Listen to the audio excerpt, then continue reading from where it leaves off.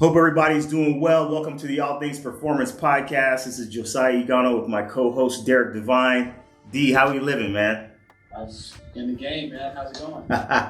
Doing good, man. Hey, you over here pulling Batman moves, man. You had the little Brazilian, actually not little, it was mega, the Brazilian Jiu-Jitsu tournament.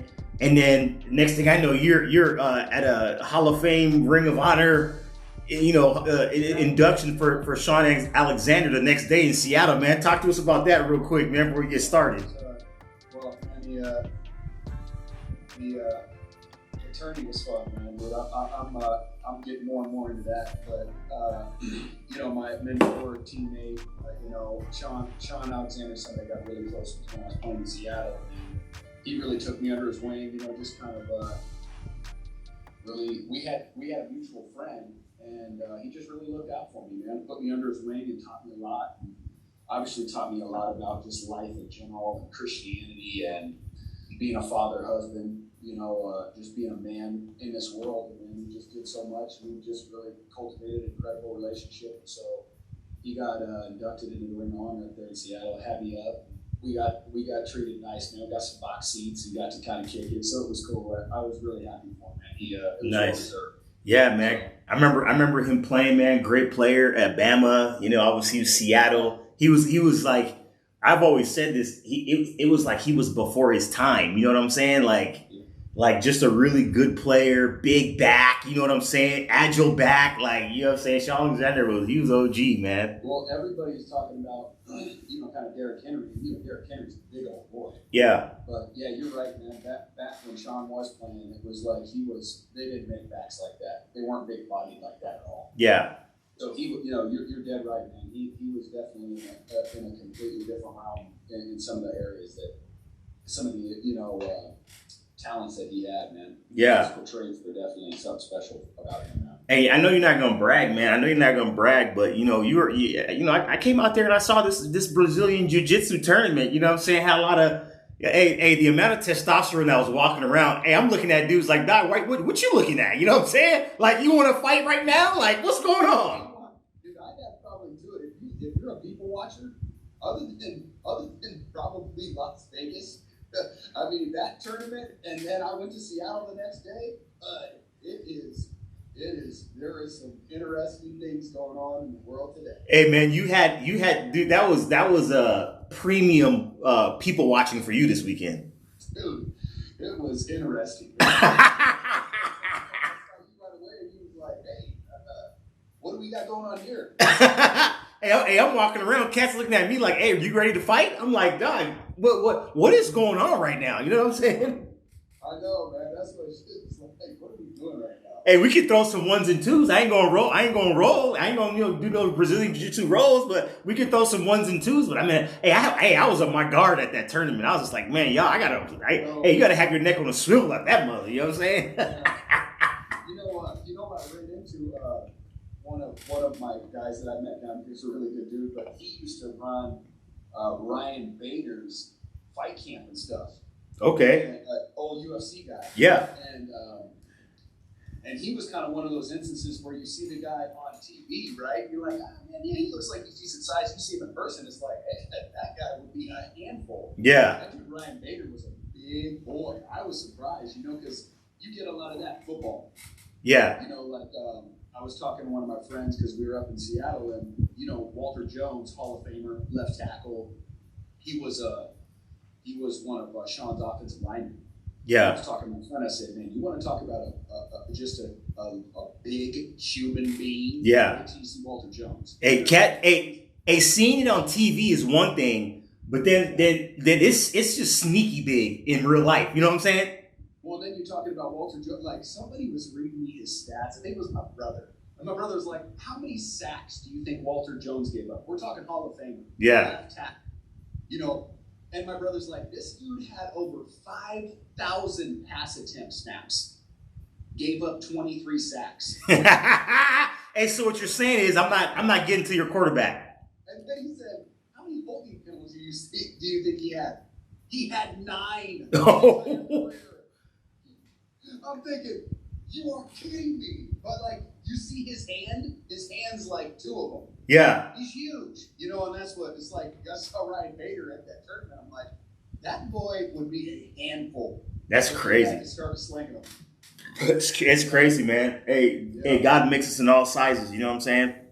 Well, you know who else I saw this weekend? It was kind of cool, man, because I loved watching him when I was coming up. Was Ricky Waters. Oh, Ricky Waters. Yeah. Ricky Waters was Sean's kind of mentor. He was going out of the league, because he was in Seattle when Sean was like his rookie year. Yeah. So I met Ricky, was just talking to him about the game throughout the day and stuff, man. You want to talk about another big back that was ahead of his time. Ricky Waters was nice. He was nice when he was in San Francisco, man. Unbelievable. And, yeah, man, he's every bit of 6'2", maybe 6'3". Yeah. Still in good shape. Still in good shape, I take it? Yeah, he looked like he was all right. Good. He's over 50 now, Yeah. So it was kind of cool, man, to see some of these guys, man, because they don't let the TV doesn't do any justice. Yeah, no, that's good stuff, man. That's good stuff. Well, we would be remiss if we we didn't hit some NFL real quick, but there's so much there's so much, man. There's so much that happened. Obviously, you had Brady going to Robert Kraft's wedding and then him blowing up on his offensive line. I'm just gonna go ahead and leave that one alone. There was, obviously you have Pat. The wedding on Friday, like Robert Kraft.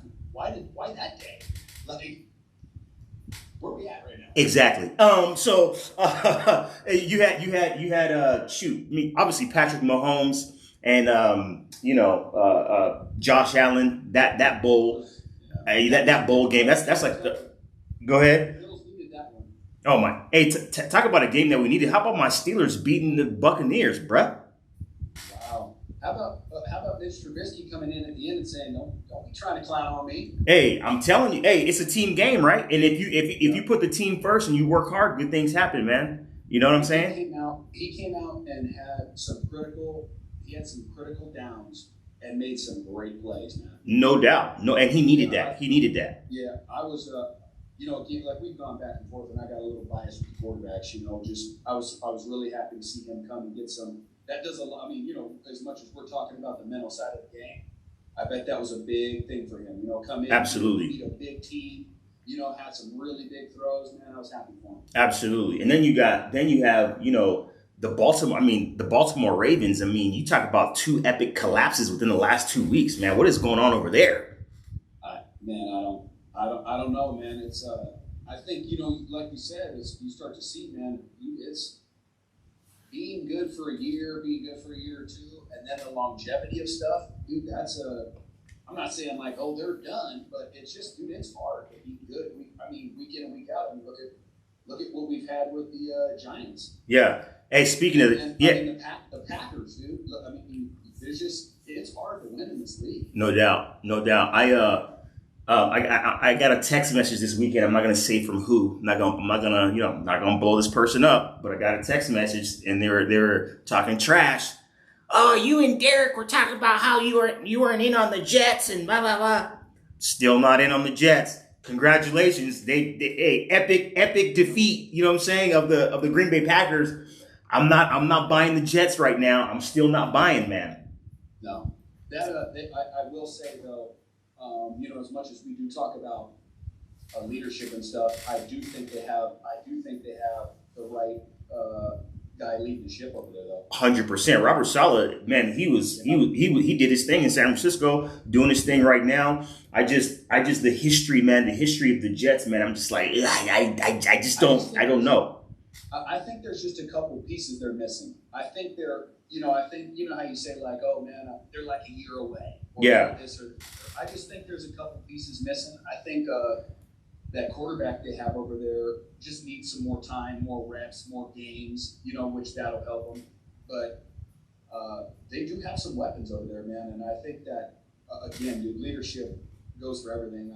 They were talking about Mike Tomlin. Even they're like, oh, Mike Tomlin started 1-4 before, and he's never had a losing season. Yeah. I think leadership's everything. No, they're seeing that with those guys. Yeah, and they're believing too, man. They're believing. And speaking of believing, there's not a lot of people believing in the Arizona Cardinals right now, though. What's going on there, bro?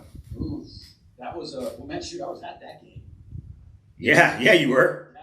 And I was, and dude, Kyler Murray is got some he's spectacular, man. He can make some unbelievable plays. I just think they're missing guys, man. I think there's certain weapons they just don't have. Yeah. You know, and I know they got that new receiver from Carolina, but I don't know much about him. I mean, he's electric. He's electric. I don't know much about much about him, but he's electric. You know, and then it's funny how the timing works, right? Because Hollywood Brown just went down with, I think, fractured foot. He's gone for like 4 to 6 or 6 to 8, something like that. You know, the thing that's bad, dude, is that was the last play of the game, dude. That's crazy, man. You know, it's like that was like the last play of the game. It was, I mean, but shoot, I'll tell you, man, I mean, for the first 5-6 weeks of the season, man, he's played really well too. Hey, to his credit, he has, man. And so, yeah, it's been exciting, man. I don't know what's up with these Broncos, man. I can't even imagine how Broncos fans feel right now.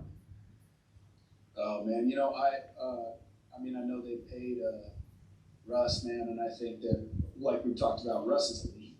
You know, no doubt.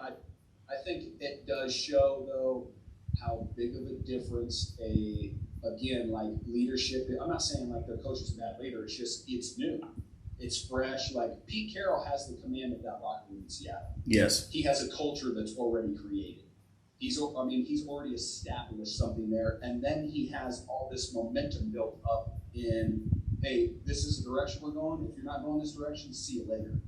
Where I don't think that no matter how good of a leader you are, I mean, we saw that we brought up the New York Jets. I mean, Saleh's been there for a couple years now, and now it's finally, you know, you can see momentum's building there. Yeah. I don't know if the Denver coach is going to end up being the guy, but I don't think it happens in 6 weeks.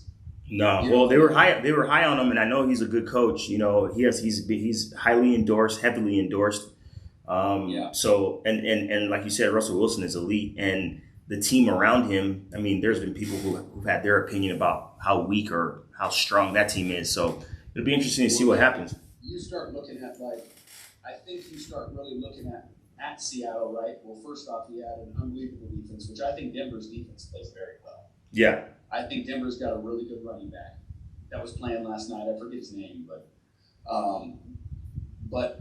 they're missing the piece of like the DK Metcalf having a bit like I was just watching the game because I was in Seattle, and it's just a big receiver like that pulls coverage, man. It is an impact. You need not only the big receiver. But DK Metcalf is big and he's electric. He's a game breaker. 100%. You know, and they don't have a guy like that. Yeah. I just don't think they have a true they don't have a DK Metcalf or a Evans in Tampa Bay. Michael Thomas in for the Saints. I just don't think they have that big guy. I mean, even watching the game last night. There were so many guys getting balls because Mike Williams was getting double teamed. Yeah. And was getting, you know what I mean? It's like, Mike Williams is a number one receiver. For sure. And I just, I think they got some talent out there in Denver. I do. I think they're missing that one big piece, man. It's crazy because if you look at it, this is just my opinion, right? This is just my opinion. But when you look at it for what it is, Patrick Mahomes used to have a receiver by the name of Tyreek Hill. I don't know if you remember that guy. But explosive arm with explosive talent. Yeah. It's lights out. It's almost score on demand. Josh Allen has a wide receiver by the name of Diggs. Yeah. And that probably was the difference. I mean, you just got it's just like on demand. And they don't have that anymore with the Chiefs, man. Yeah. Yeah, I think they're trying to find a guy to fill that place. I do think the Chiefs have unbelievable talent, man. Yeah. Again, like we said though, but with the Chiefs, you do have the Patrick Mahomes factor. For sure. You do have the best tight end in the NFL. I don't think there's an argument. I think for sure. I think there's some really good. Tier below somebody like Travis Kelce. I think the tight end for the Chargers is there. I think you get tied in for the Baltimore Ravens is there. Waller with whatchamacallit. With the Raiders. Yeah. But they're just with Travis Kelce. I think Travis Kelce is the first team All Pro. Yeah. But I think trying to find somebody to replace Tyreek Hill, although they've done a decent job of it, is still, I think that takes more than 6 weeks, man. Yeah. I think they got high hopes for some guys, but just coming in, it takes time to get established, man. And that's what I think, like we bring back Russell Wilson. I was talking to Sean about him this weekend because, he's a Seattle guy. And he's like, dude, it's a whole new culture, a whole new place, all new teammates, everything's new. Yeah. You can't just hit the ground running with all that stuff. Facts. You're right. Yeah. Wow. Well, we could talk about this stuff all day. I mean, we still got the Steelers and the Dolphins. Man, that game is going to be huge for a number of reasons that we've actually discussed in the past. On Monday Night Football next week. I think either Monday night or Sunday Night Football next week. And Tua's going to be back. He's going to be back. So we're going to have a lot to talk. Yeah, we're going to have a lot to talk about. But today I wanted to hit on the 5 levels of performance, man. The 5 levels of performance, right? And so when you start looking at professional athletes, even high-performing college athletes in particular, and you can apply this to different domains as well, but there seems to be these 5 levels, right? So, the first level is the tourist, right? The tourist, right? So I'm just happy to be here. Yeah. You got the players that show up, they finally made it. Oh, we finally made it, mama.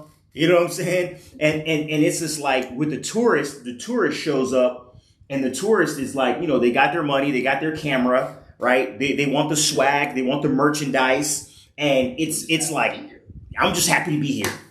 Yeah. Don't know how long it's going to be, but we're here now. It's like eggs and milk, right? Shelf life is short.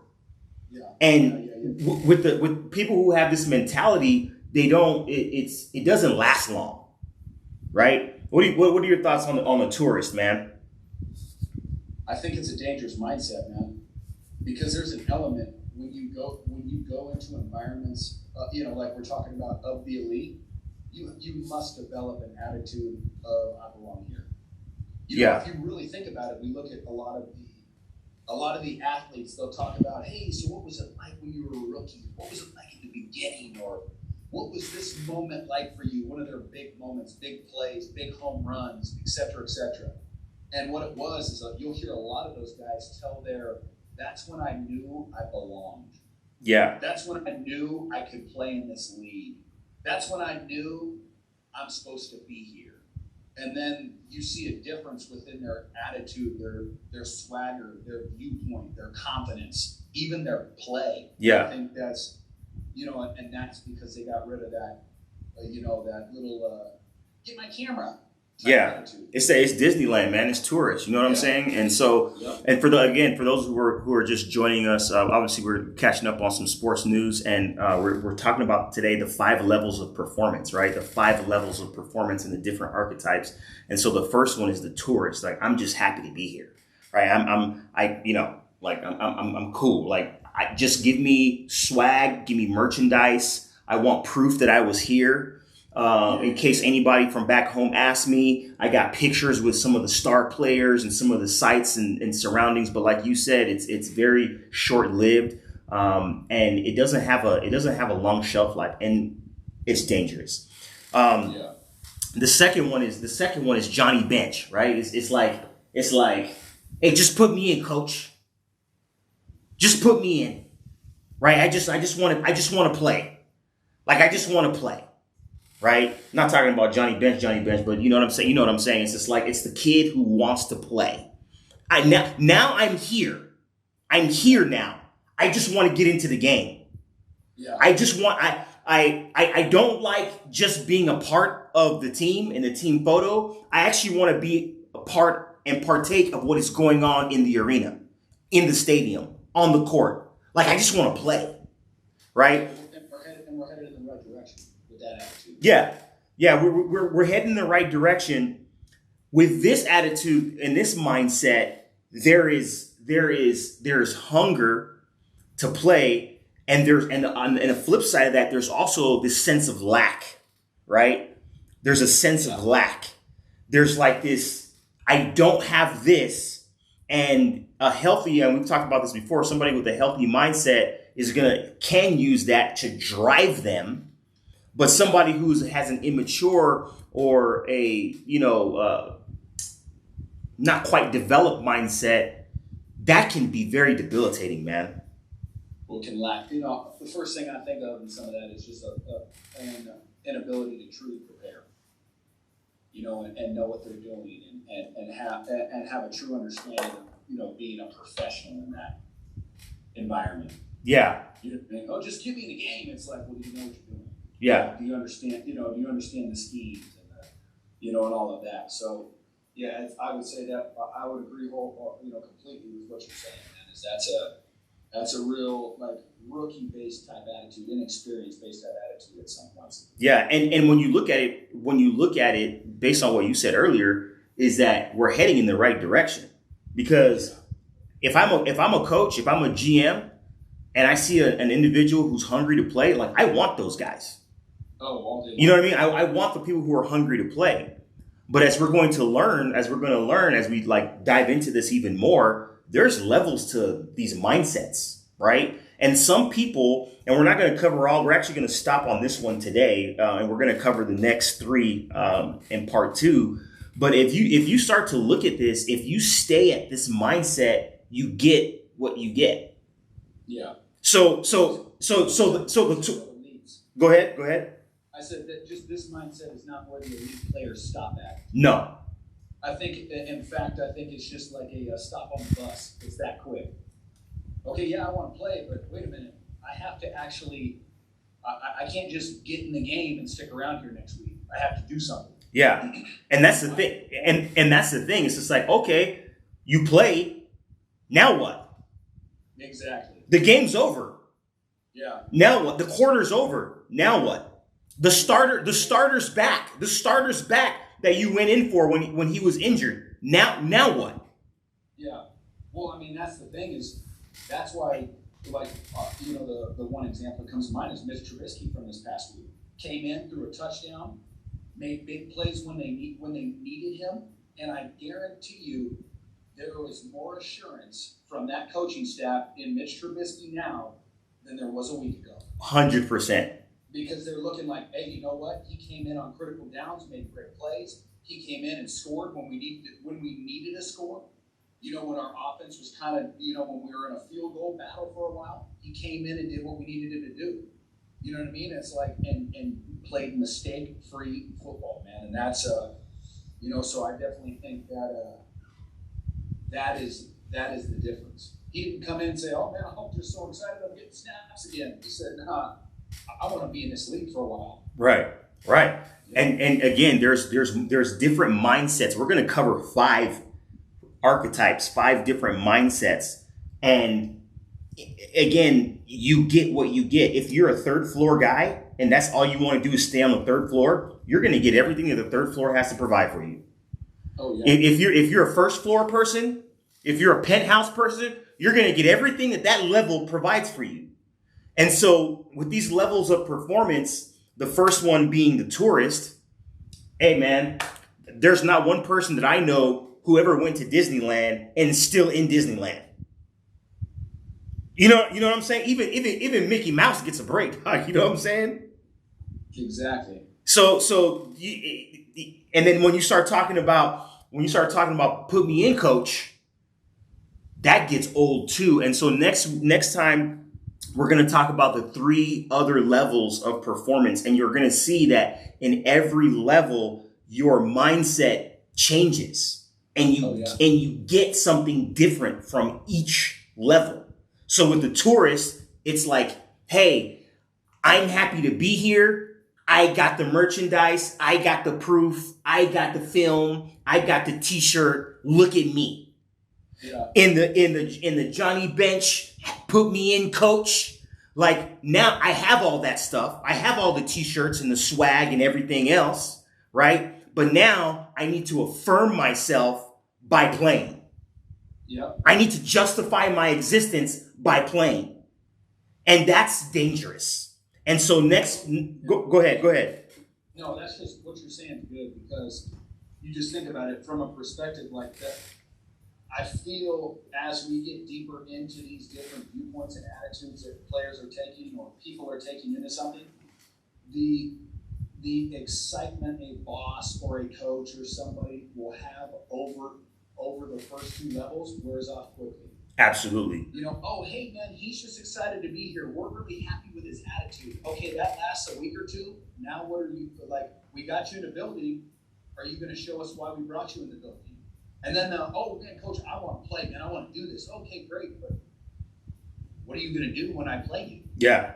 You know what I mean? Where's the transition? Dude, all those coaches are waiting for level 3, 4, and 5. Exactly. And your stop at each one of them is going to be a different time frame. Exactly. So love it, and we're gonna be diving into this more. So for my co-host Derek Devine, this is Josiah Igano of the All Things Performance Podcast. Stay tuned for more. Like, follow, subscribe, because when you do, it helps us reach more people. God bless you all, and we'll talk to you soon.